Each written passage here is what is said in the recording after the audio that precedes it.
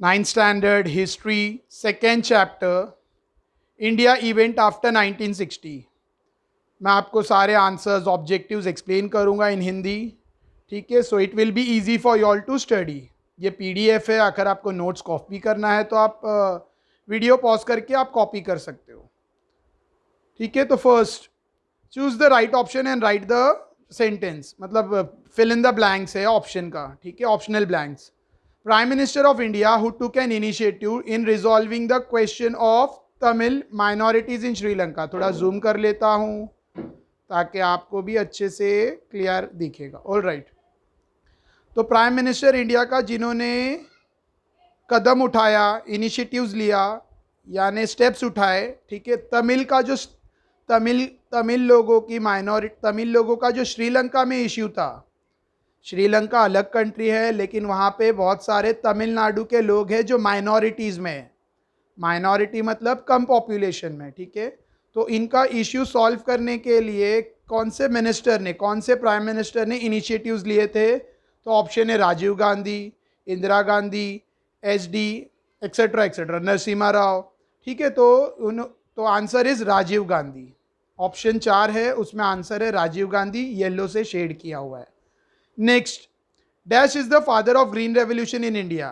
India में जब green revolution आया, देखो ग्रीन रेवोल्यूशन क्या है, इंडिया में एग्रीकल्चर प्रोडक्ट्स बढ़ाने के लिए, यानी खेतीबाड़ी को बढ़ावा देने के लिए और सब्जी वगैरह को बढ़ावा देने के लिए गवर्नमेंट ने इनिशिएटिव्स लिए, यानी गवर्नमेंट ने कुछ प्रोग्राम्स चालू किए जिनका नाम था ग्रीन रेवोल्यूशन। मिल्क का प्रोडक्शन बढ़ाने के लिए गवर्नमेंट ने वाइट रेवोल्यूशन शुरू किया था, और अनाज का प्रोडक्शन, ग्रेन का, वेजिटेबल्स का प्रोडक्शन बढ़ाने के लिए गवर्नमेंट ने ग्रीन रेवोल्यूशन स्टार्ट किया था। तो वो किसने स्टार्ट किया था, कौन है फादर ऑफ ग्रीन रेवोल्यूशन? तो answer is M S Swaminathan, M S Swaminathan ji. Third है आइडेंटिफाई द रॉन्ग पैर। इसमें रॉन्ग पैर कौन सा है उसको सिलेक्ट करना है। तो इंदिरा गांधी जी का इमरजेंसी, इंदिरा गांधी जी ने, इंदिरा गांधी प्राइम मिनिस्टर जब थी तब इमरजेंसी लागू किया गया था, तो वो करेक्ट है। राजीव गांधी जी के ज़माने में साइंस और टेक्नोलॉजी में डेवलपमेंट हुआ था, ये भी करेक्ट है। फिर जब पीवी नरसिम्हा राव पीएम थे उस वक्त इकोनॉमिक इंप्रूवमेंट हुआ इंडिया में, ये भी करेक्ट है। ठीक है, सो लास्ट चंद्रशेखर मंडल कमीशन, ये रॉन्ग है, इनके टाइम पे मंडल कमीशन नहीं था। ठीक है, next give reason. Alright, give reason. First give reason is Morarji Desai government lasted for a short while. देखो, जब इंदिरा गांधी जी ने इमरजेंसी लागू किया था, जब प्राइम मिनिस्टर, मैं रिस्पेक्ट इसके लिए दे रहा हूँ बिकॉज ये हमारे देश के प्राइम मिनिस्टर रह चुके हैं। ठीक है, सो जब इंदिरा गांधी जी ने इमरजेंसी लागू किया था, ठीक है, इमरजेंसी लाया था देश में, तो उस वक्त छोटी छोटी पॉलिटिकल पार्टीज ने मिलकर एक नई पार्टी फॉर्म की जिसका नाम था जनता पार्टी, और कांग्रेस को बीट किया, ड्रॉप किया, सरकार गिराई। ठीक है, छोटी छोटी पार्टीज ने मिलकर जनता पार्टी नाम की एक पार्टी फॉर्म की थी। देखो, आफ्टर इंडिपेंडेंस, जब इंडिया ब्रिटिश से आज़ाद हुआ तो एक ही बड़ी पार्टी थी ऑल ओवर द वर्ल्ड, एक ही नेशनल पार्टी थी, कांग्रेस पार्टी। ठीक है, भारतीय जनता पार्टी बाद में फॉर्म हुई। ठीक है, तो यहाँ से शुरुआत जैसे समझ लो, जब इंदिरा गांधी ने इमरजेंसी लागू की थी तो छोटी छोटी पार्टीज ने मिलकर एक पार्टी फॉर्म की जिसका नाम था जनता पार्टी। जनता पार्टी के जो लीडर थे वो थे मोरारजी देसाई, वो प्राइम मिनिस्टर बने। कांग्रेस पार्टी फॉल हो गई, कांग्रेस की गवर्नमेंट ड्रॉप हो गई और जनता पार्टी पावर में आ गई, और प्राइम मिनिस्टर कौन बने? मोरारजी देसाई। लेकिन पार्टी में आपस में अंदर पार्टी में, क्योंकि बहुत सारी छोटी छोटी अलग अलग पार्टीज थी तो उनकी अलग अलग आइडियोलॉजी थी, अलग अलग सोच थी, जिसकी वजह से आपस में ही पार्टी में एकता, यूनिटी नहीं थी। ठीक है, इंटरनल डिफरेंसेस था, यानी यूनिटी नहीं थी। उनके अंदर आपस में ही एक दूसरे को लेकर समझदारी नहीं थी,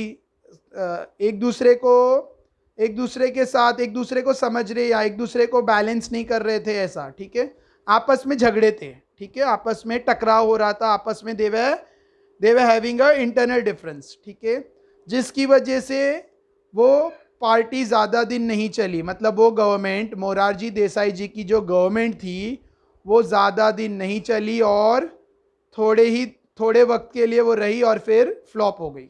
आई होप समझा। Next, the army had to be sent into the global temple in Amritsar. Amritsar में, देखो अमृतसर आता है पंजाब में, पंजाब अमृतसर में गोल्डन टेम्पल है, स्वर्ण मंदिर, ठीक है, सिख लोग का टेम्पल है अमृतसर में, गुरुद्वारा कहते हैं, ठीक है। वहाँ पर आर्मी को एंटर होना पड़ा, गोल्डन टेम्पल में आर्मी को जाना पड़ा, क्यों? ठीक है, क्यों आर्मी को गोल्डन टेम्पल में एंटर होना पड़ा?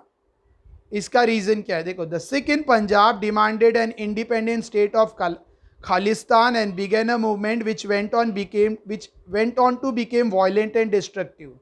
पंजाब के जो सिख लोग थे, ठीक है, वो लोग एक अलग देश यानी एक अलग स्टेट चाहते थे, जैसे बांग्लादेश अलग हो गया, जैसे श्रीलंका एक अलग कंट्री बना, ठीक है, श्रीलंका तो चलो पहले से अलग था, बांग्लादेश इंडिया से सेपरेट हुआ, वैसा ही सिख लोग अपना एक अलग स्टेट चाहते थे, क्या नाम से? खालिस्तान, ठीक है। और उसके लिए उन लोगों ने मूवमेंट स्टार्ट किया, यानी आंदोलन शुरू हो गया था। लेकिन ये आंदोलन, ये मूवमेंट पीसफुल नहीं था, पीसफुल नहीं रहा, ये वायलेंट हो गया। वायलेंट मतलब झगड़ा, मारा मारी, एक दूसरे को किल करना, ठीक है, एक दूसरे पे अटैक करना, ये सब शुरू हो गया। और डिस्ट्रक्टिव था, डिस्ट्रक्टिव मतलब बर्बादी वाला, बर्बाद करने वाला, मतलब प्रॉपर्टीज को नुकसान, लाइफ को नुकसान, ठीक है। Pakistan had lent it support to this movement, और पाकिस्तान इसको बढ़ावा दे रहा था। ये जो अनस्टेबिलिटी थी, ये जो प्रॉब्लम था देश में, मतलब ये जो सिख लोग जो मूवमेंट शुरू किए थे और वो वायलेंट हो गया था, उसको कौन सपोर्ट कर रहा था? पाकिस्तान उसको सपोर्ट कर रहा था, मतलब बढ़ावा दे रहा था। The terrorist had allegedly taken shelter in the Golden Temple at Amritsar, a holy shrine of Sikh in 1984। और आतंकवादी लोग, ठीक है, जो आतंकवादी लोग थे जो मूवमेंट को बढ़ावा दे रहे थे, ठीक है, वो लोग गोल्डन टेम्पल में जाकर छुप गए। जो सिख लोग के मूवमेंट में वायलेंट हो रहे थे आतंकवादी लोग, वो लोग गोल्डन टेम्पल में जाकर शेल्टर लिए, यानी वहाँ पर जाकर अंदर उस लोगों को अंदर चले गए, मतलब गोल्डन टेम्पल में वो लोग जाकर छुप गए, या अंदर उनको सपोर्ट मिल रहा था, अंदर वो छुपे हुए थे आराम से, ठीक है। जिसकी वजह से आर्मी को, इंडियन आर्मी को गोल्डन टेम्पल में जाना पड़ा। गोल्डन टेम्पल किधर है? अमृतसर में, और ये एक होली श्राइन है, यानी पवित्र जगह है, ठीक है, किसकी? सिख लोगों की। उधर आतंकवादी 1984 में अंदर जाकर पनाह ले रहे थे, अंदर जाकर शेल्टर ले रहे थे, छुपकर अंदर रह रहे थे, खा पी रहे थे, जिसकी वजह से इनको पकड़ने के लिए, इनको साफ करने के लिए इंडियन आर्मी को एंटर होना पड़ा। आई होप समझा दोनों गिव रीजन, ब्लैंक्स और मैच द कॉलम भी समझा। Next move on to the brief answer. अभी हम लोग आगे ब्रीफ आंसर देखते हैं, what how it is. Sorry, third give reason है, 2 गिव रीजन हुए, थर्ड वाला रिमेनिंग है, sorry. The national planning commission was set up in India, alright. The national planning commission was set up in India. Answer, India wanted to acquire modernity and self-reliance by establishing industry। देखो, India जब freedom हुआ, जब हमें freedom मिला 1947 के बाद, तो India क्या चाहते थे? आवर कंट्री, हमारा देश क्या चाहता था? मॉडर्निटी। हमारा देश मॉडर्न बनना चाहता था और सेल्फ रिलायंस, आत्मनिर्भर बनना चाहता था। और ये कैसे होगा? इंडस्ट्रीज सेटअप करके, ठीक है, इंडस्ट्रीज एस्टैब्लिश करके। और इंडिया को अपना इकोनॉमी भी स्ट्रॉन्ग करना था, वो भी सोशल जस्टिस के साथ, यानी सही तरीके से, प्रॉपर तरीके से, बिना किसी को हार्म किए, बिना किसी को तकलीफ पहुंचाए। India wants to establish an economy. हम, यानी हमारा देश इकोनॉमी एस्टैब्लिश करना चाहता था बिना अनजस्टिस के, यानी सोशल जस्टिस के साथ, और ये होगा through planning. For this National Planning Commission was established, that will coordinate development through the policy of 5 year plan. और इसके लिए कमीशन बनाया गया जिसका नाम था नेशनल प्लानिंग कमीशन, ठीक है। और इसका काम क्या था? देख रेख करना। किसकी देख रेख करना? 5 ईयर प्लान की पॉलिसी। मतलब प्रोग्रेस के लिए इंडिया में एक 5 ईयर प्लान इम्प्लीमेंट किया गया, ठीक है, जिसमें 5 साल में देश बहुत प्रोग्रेस करेगा। और उसकी देखरेख करने, उस पर नज़र रखने के लिए नेशनल प्लानिंग कमीशन बनाया गया इंडिया में। आई होप समझा। Next answer in 25 to 30 word. How was 1991 a year of important change in the history of the world end of India? 1991 पूरी दुनिया की हिस्ट्री के लिए और इंडिया के लिए एक खास साल, यानी एक बदलाव वाला साल क्यों कहा जाता है? एक महत्वपूर्ण इम्पॉर्टेंट ईयर क्यों कहा जाता है? क्यों? देखो, the Soviet union disintegrated into several different small countries and the cold war came to an end। America और रशिया के बीच में कोल्ड वॉर चल रहा था, यानी ठस्सन चल रही थी, ठीक है। यानी वॉर नहीं हुआ, लेकिन बस एक दूसरे से दुश्मनी और गुस्सा ऐसा था, ठीक है। सोवियत रशिया, जो सोवियत यूनियन था रशिया, वो छोटे छोटे देशों में टूट गया। 11 कंट्रीज़ में ब्रेकअप हो गया। रशिया बहुत बड़े साइज़ की देश था पहले, लेकिन अब वो ब्रेक हो गया छोटे छोटे देशों में, ठीक है। In India the government under the leadership of prime minister PV Narasimha Rao initiated many change in Indian economy. और ये तो वर्ल्ड के लिए था कि कोल्ड वॉर ख़त्म हो गया, और इंडिया में भी जो प्राइम मिनिस्टर थे उस वक्त, क्या नाम है, PV नरसिम्हा राव, इन्होंने बहुत सारे बदलाव लाए इंडिया की इकोनॉमी में। इकोनॉमी मतलब फाइनेंस, इनकम, पैसा, ठीक है, समझाने के लिए बोल रहा हूँ, मतलब पर इनकम, पापा मम्मी की income etcetera. During this period the Ram Janmabhoomi and Babri mosque issue at Ayodhya came to the forefront, ठीक है। और यही साल में बाबरी मस्जिद, बाबरी मॉस्क और राम जन्मभूमि, ठीक है, राम मंदिर और बाबरी मस्जिद का इश्यू सामने आया, ठीक है। India conducted a number of nuclear test in 1998। India ने खुद का न्यूक्लियर वेपन बनाया और इंडिया ने उसका टेस्टिंग किया था, फिर 1998 में, and declared herself atomic power. और इंडिया क्या हो गया? एटॉमिक पावर, अपने आप को एटॉमिक पावर, इंडिया ने खुद को एटॉमिक पावरफुल कंट्री डिक्लेयर किया। In 1999 there was another war between India Pakistan in Kargil region. और वही 10 साल में, यानी 1999 में इंडिया और पाकिस्तान के बीच में एक वॉर हुआ जो कारगिल में था। कारगिल जगह का नाम है, वहाँ पे वॉर हुआ। कारगिल जगह का नाम है, उस पे वॉर हुआ कश्मीर के इश्यू को लेकर, जिसमें इंडिया ने पाकिस्तान को हरा दिया। India defeated Pakistan in this war as well. Thus this year 1991 is held to be very important in the history of the world as well as India. इसके लिए ईयर 1991 पूरे वर्ल्ड की हिस्ट्री के लिए एक इम्पॉर्टेंट दिन था और इंडिया के लिए भी इम्पॉर्टेंट दिन था। Next, what are the characteristic of economy? Economy की कैरेक्टरिस्टिक क्या है? What are the characteristic of economy, ठीक है। So right from independence, economy मतलब फाइनेंस, पैसा, ठीक है। इंडियन इकोनॉमी, देश की जो आर्थिक व्यवस्था है, उसका कैरेक्टरिस्टिक क्या है? Right from independence, the modernization of economic self-sufficiency and social justice have been the characteristic of Indian economy. Modernization के साथ साथ देखो, इकोनॉमी मॉडर्नाइजेशन यानी इंडस्ट्रीज वगैरह सेटअप करना, हमारी इकोनॉमिक सेल्फ सफिशिएंट थे। सेल्फ सफिशिएंट मतलब खुद के लिए काफ़ी है, किसी से हमें कुछ लेना नहीं, हमें किसी पर निर्भर नहीं रहना, ठीक है। और सोशल जस्टिस के साथ, यानी इंसाफ के साथ, ठीक है। India wanted to acquire modernity and self reliance by establishing industry. India modern बनना चाहता है, ठीक है, था भी।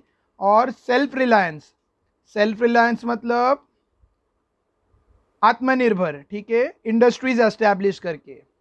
We wanted to establish an economy based on social justice through planning. और हम लोग जो इकोनॉमी बिल्डअप करना चाहते हैं वो सोशल जस्टिस के थ्रू, ठीक है, और वो प्लानिंग करके होगा, सोशल जस्टिस के आधार पर प्लानिंग के through. For this national planning commission, इसके लिए नेशनल प्लानिंग कमीशन बनाया गया, ठीक है, ताकि वो नज़र रखे, कोऑर्डिनेट करे 5 ईयर प्लान्स वाली पॉलिसी पर।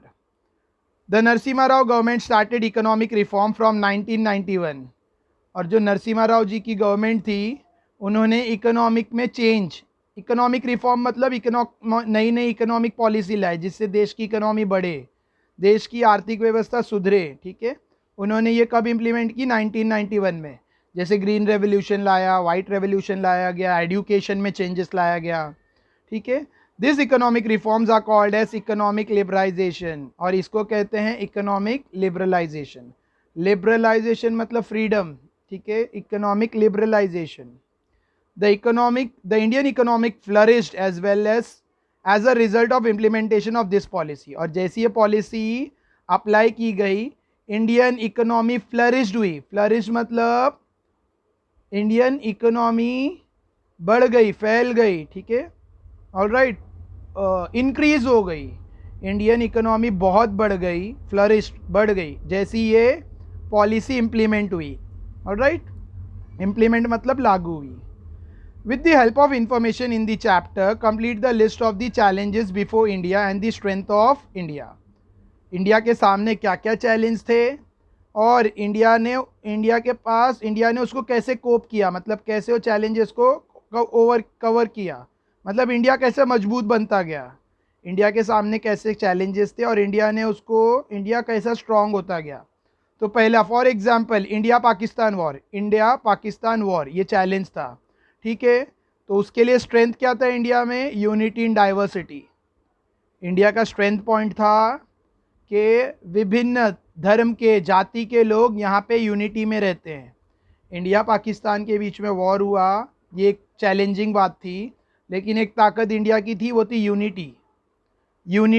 और यूनिटी इन डाइवर्सिटी मतलब विभिन्नता, यानी अलग अलग धर्म, अलग अलग भाषा, अलग अलग बोली, अलग अलग जात पात के लोग, लेकिन सब में यूनिटी। सेकेंड चैलेंज था सेल्फ सफिशिएंट बनना और मॉडर्नाइजेशन करना, मॉडर्नाइज होना, सेल्फ सफिशिएंट बनना, तो उसमें स्ट्रेंथ मिला 5 ईयर प्लान से। थर्ड, इंडिया के लिए चैलेंजिंग था टेररिज्म, तो उसमें इंडिया को एक स्ट्रेंथ क्या था, उसके अपोजिट में इंडिया को स्ट्रेंथ मिला न्यूक्लियर प्रिपेयर्डनेस, कि इंडिया ने खुद का न्यूक्लियर वेपन बनाया।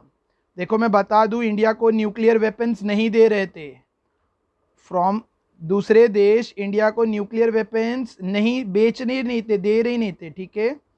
तो इंडिया ने इसको एज अ चैलेंज लिया और अपने खुद के वेपन्स बनाए, ठीक है। फिर सेपरेटिज्म, यानी सेपरेटिज्म मतलब जो जैसे सेपरेटिज्म मतलब लास्ट वन जो है सेपरेटिज्म मतलब अलग अलग होना, डिफरेंट होना, डिफ्रेंशिएशन लाना, आपस में भेदभाव लाना, ठीक है, इसको कहते हैं सेपरेटिज्म। ये भी एक चैलेंज था इंडिया के सामने कि धर्म के नाम पर, भाषा के नाम पर और जात के नाम पर लोगों के अंदर सेपरेटिज्म था। तो इसका अपोजिट इंडिया में जो स्ट्रेंथ था वो था नेशनल यूनिटी।